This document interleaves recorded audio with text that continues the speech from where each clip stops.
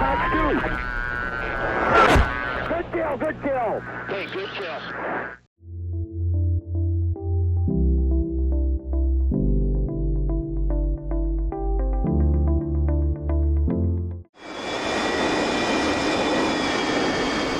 Hey guys, welcome back to another video. We're here once again in the F-22 Raptor, and I kind of want to showcase the dominance of this thing. I mean, I want to try it anyway. Not that it's in dispute, but I want to try something new.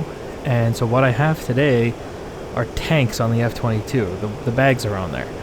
And anybody who knows anything about radar cross-section knows that that's going to make me very easy to see for the Bandit, who today is a Su-30. So not only can he see me on radar now, probably, but I'm going to make it even harder. The F-22 has only one AMRAM.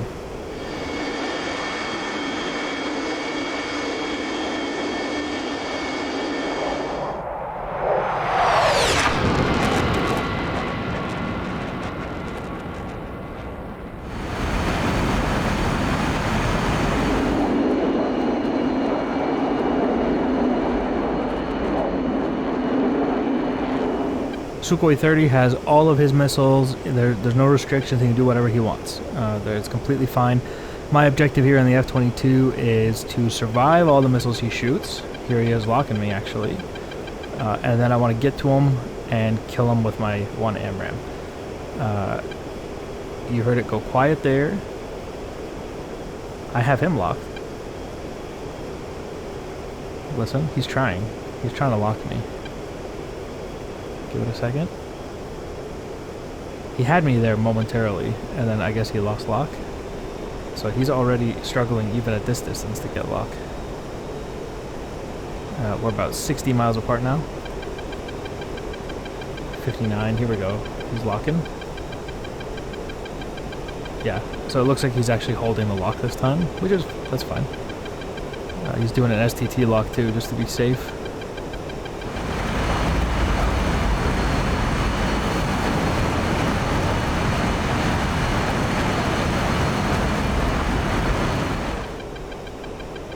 Alright, I'm just going to assume that he fired a missile. I mean, why else would he be locking me, right? So what I'm going to do is, I'll do in a little bit, I'm going to hit, yeah, here he's locking me again. I think he lost lock there. Okay, I'm just going to assume he fired a missile. So what I'm going to do now is just hit the notch. And then I'm just going to wait for the RWR tone to go away.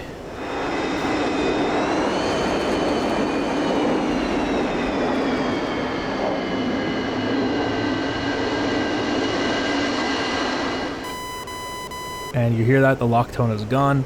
So I broke his lock, and his missile has to switch to his own radar to try to find me now, which is going to be an extremely difficult task for that missile to try to find me.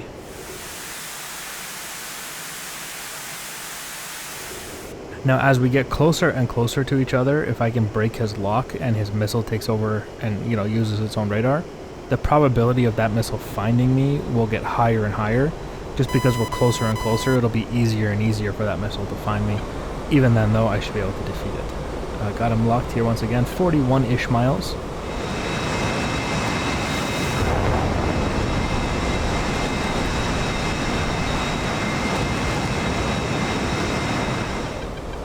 And there's the lock tone. So once again, we're just going to make assumptions here. Those missiles are at least traveling in like a TWS kind of thing, so I'm not getting any launch notifications for them. Kind of like an AMRAM would be doing the same thing. The R-77-1 is the more modern Russian Fox 3.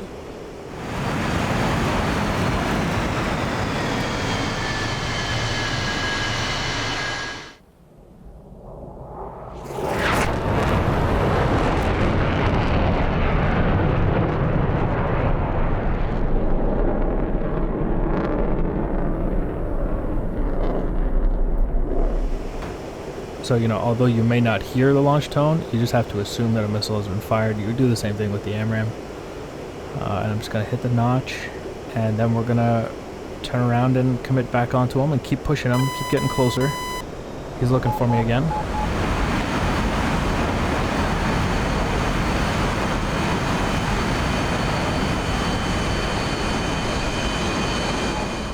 Now, I'm sure a lot of people are watching this video and thinking that the F-22 is the one at a disadvantage here because he's got all the missiles and, you know, he's just lobbing missiles at me and I'm constantly defending. But in reality, it's him who is fighting for his life right now. Because I am driving with an F-22 to the merge. And if I can get to the merge, he is in very big trouble. I don't even technically have to get to the merge. I just have to get within 8 miles. And I can hit him with my AMRAAM. So really, he's stuck in this cage with me.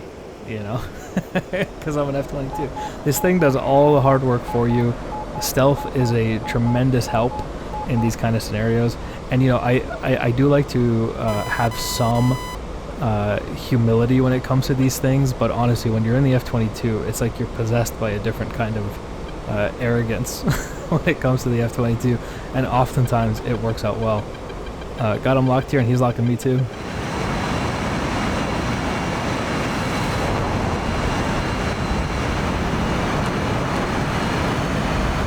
It's just, we're going to once again hit the notch here. It's a weird juxtaposition to think about the fact that he is the one shooting all the missiles. He's the one with all the missiles, shooting all the missiles at me, but he's actually the one who's in danger, which is kind of freaky to think about, right? It's kind of interesting. And it would be rather unfortunate if I was saying all this stuff and I got smoked by a missile right now, but so far things are good. You hear the silence once again. That's the RWR is clean.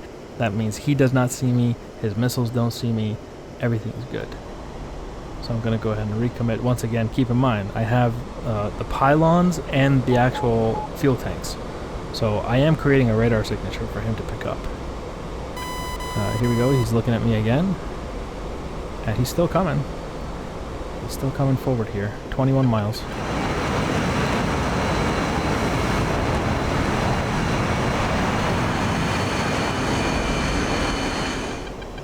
And every time he looks on his radar and he sees me getting closer and closer to him, the panic is getting more and more. He's just, imagine constantly lobbing missiles at this like thing on your radar, and every time it comes back, it's closer.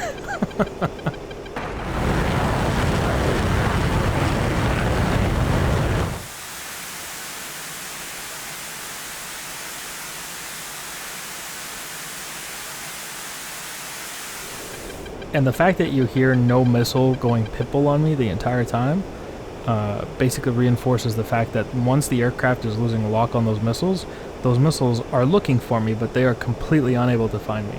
I've been completely outside of their seeker cone this entire time.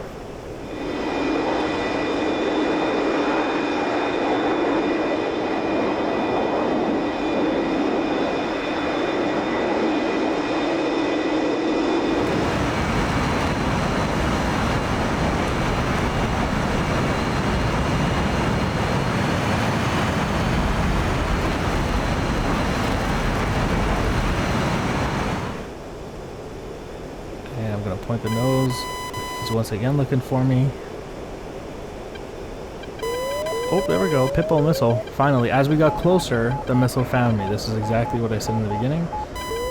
So that's not a surprise, to be expected. We're going to hit the notch. And we're going to put out a little bit of chaff here as we go over this forest. No big deal. Everything's fine.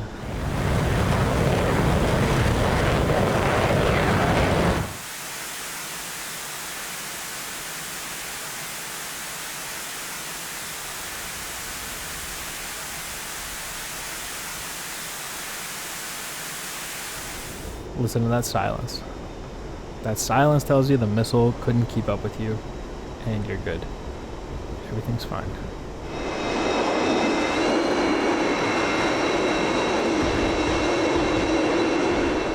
Even once you have the silence, you want to just continue a little bit longer just to completely get out of the seeker range, because when you recommit, it's a possibility the missile seeker will see you.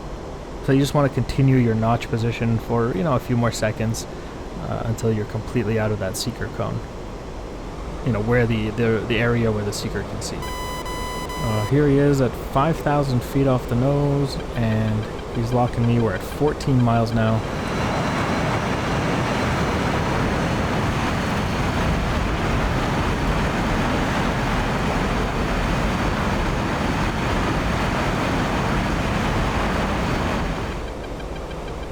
So that missile that he's going to shoot at me could actually be dangerous. I could shoot him with an AMRAAM right now. I'm not going to. Missile went pipple on me. It's still too far for the AMRAAM. We'll hit the notch. Drop the chaff. Everything's fine. And we're good. I can see him off on the horizon over there. Okay, let's recommit. We're getting closer and closer to the merge here.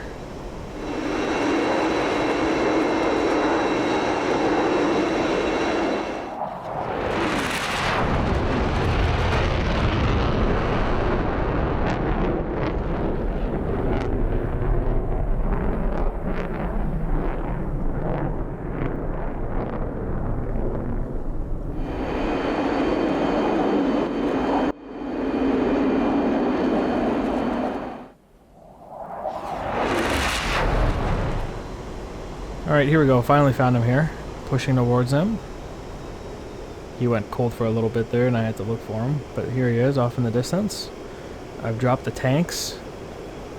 And we are at 5 miles. I can shoot him with the AMRAAM right now. And he would die. He would die to this AMRAAM. But what I'm going to do is continue the merge here. I have the sun near my back. And here we go. He sees me. He's flaring. He fired a Fox 2 that doesn't track. And he freaked out. Look at this. Look at the panic. He's in a merge with an F-22 now. I'm not even going to use the AMRAAM. It's not even necessary. We'll just use the gun. Here we go. Here we go. Here we go. Is this ultimate disrespect if you bring an AMRAAM but you use the gun anyway? I mean, in my defense, you can't even use the AMRAAM at this range. I don't think it would work. Here's the turn reversal, which is very much a panic move. And that's it. Look at him. He's slow. He's trying to do... Look at this. He's trying to dip his flanker nose. And I'm just going to light him up. There we go. Can't blame him. Once he got to the merge with the F-22, he just panicked. Didn't know what to do. It's understandable. Couple more rounds here. There we go. That's it. Splash 1, Sukhoi 30, and I even saved the AMRAAM for the taxpayer. So, solid day's work.